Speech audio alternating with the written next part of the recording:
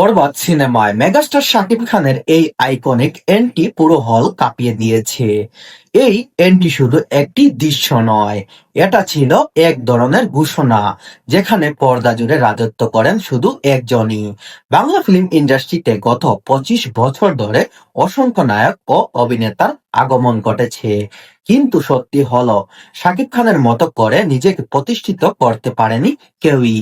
অভিনয়, স্টার পাওয়া ও action, romance, commercial sense সবকিছু মিলিয়েই তিনি একেবারেই আলাদা এক অধ্যায়।